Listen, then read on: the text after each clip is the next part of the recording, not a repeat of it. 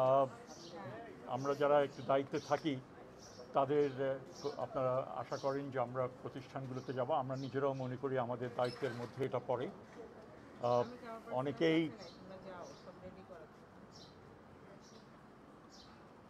অনেকেই মানে একটা এসএসসি পরীক্ষা আমরা খুব ভালো মতো কন্ডাক্ট করতে পেরেছি এবং সেই ধারাবাহিকতায় আমরা এইচএসসি পরীক্ষা আজকে থেকে আমাদের শুরু হলো। আমরা মনে করি যেভাবে সম্পন্ন করেছি আগের পরীক্ষাটা এবারও সেভাবে হবে। চ্যালেঞ্জ অনেক এবং অতীতের যে আমাদের যে সমস্ত অভিজ্ঞতা ছিল, প্রশ্নপত্র ফাঁস থেকে শুরু করে অন্যান্য সমস্যাদি ছিল, সেগুলো থেকে আমরা শিক্ষা লাভ করে যেভাবে এসএসসিটা করেছি এইচএসসিটাও আমরা সেভাবে অর্গানাইজ করতে চেষ্টা করছি। এবং সেখানে বোর্ডগুলো তো রয়েছেই, এর বাইরে civil administration, law enforcement agencies, বিভিন্ন প্রতিষ্ঠান এবং নিয়মিত আমাদের বৈঠক হয়েছে প্রিপারেটরি ফেজে।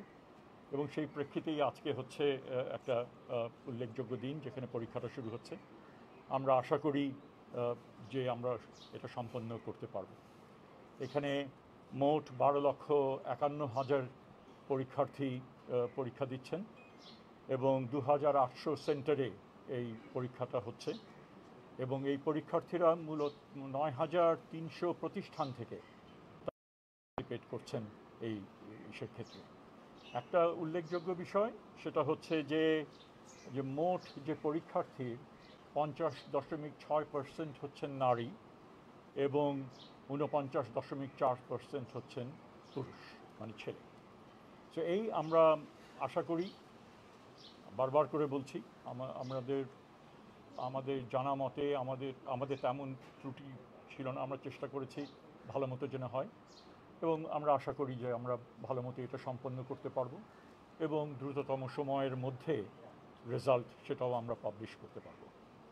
আমি এতটুকুই আমার দিক থেকে বলা। আপনাদের দু চারটা যদি আপনাদের কারোর প্রশ্ন থাকে একটু করুন প্লিজ। আজকে আপনি নিজেও এসেছেন, 40 মিনিট আপনি যানজটে আটকা ছিলেন, পরীক্ষার্থীদের তীব্র ভোগান্তি রয়েছে স্যার। সকাল 8টায় বের হয়েও কেন্দ্রে ঠিক সময় প্রবেশ করতে পারেনি স্যার। তো এই যে যানজট এবং কেন্দ্রগুলোর সামনে হচ্ছে পড়া অভিভাবকদের ভিড়, এটা ঠেকানোর জন্য স্যার আপনারা না, এটার জন্য তো মানে করা হয়েছে, কিন্তু তারপরেও পরবর্তীকালে আরও কী করা যাবে সেগুলো নিয়ে আমরা ভাবব। কিন্তু সমস্যা যেটা হচ্ছে যে যেহেতু ব্যবস্থাগুলো অতীতের থেকে ইমপ্রুভ করেছে, তারপরেও সমস্যা থাকছে।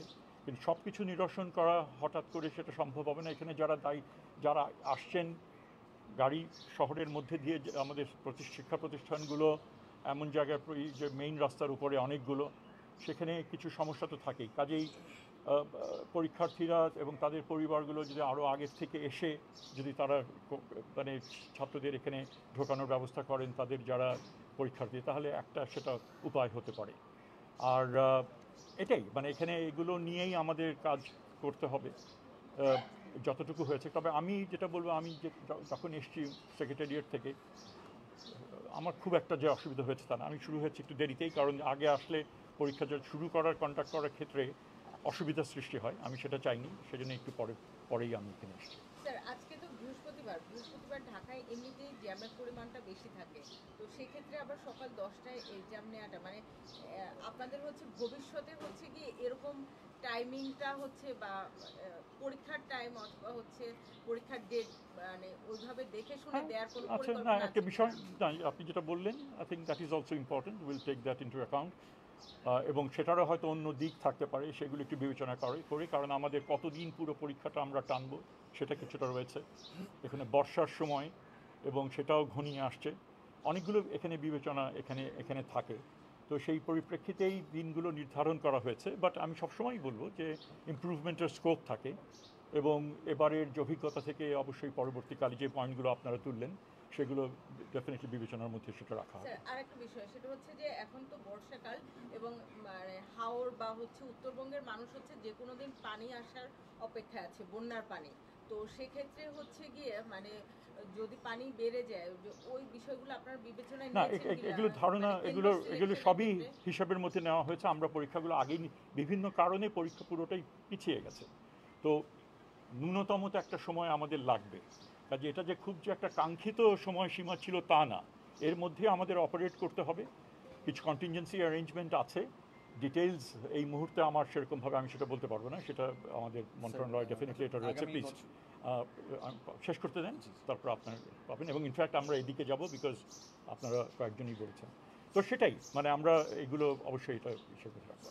জি বলুন। স্যার, আগামী বছর থেকে পরীক্ষাগুলো একটু আগায় নেওয়ার কোনো ব্যবস্থা থাকবে কিনা? না। 2 নম্বর হচ্ছে জি। যে এখন কিন্তু একই সঙ্গে করোনা এবং ডেঙ্গুর দুইটা ব্যাপার চলছে, সেই জায়গাটা থেকে কতটা নিরাপত্তা এবং ক্যাম্প প্রত্যেকটা আমি কেন্দ্রের এটুকু আশপাশে বলতে পারবো পরিষ্কার যে পরিচ্ছন্নতা এগুলো নিয়ে যদি একটু ডেঙ্গুর মানে করোনার ব্যাপারে যা আমাদের রিস্ক যতখানি অ্যাভয়েড করা যায় এবং তার জন্য যে বিধিমালা, সেগুলো সব স্কুলগুলোকে অনেক আগেই সেগুলো তাদেরকে জানানো হয়েছে, সেন্টারগুলোকে।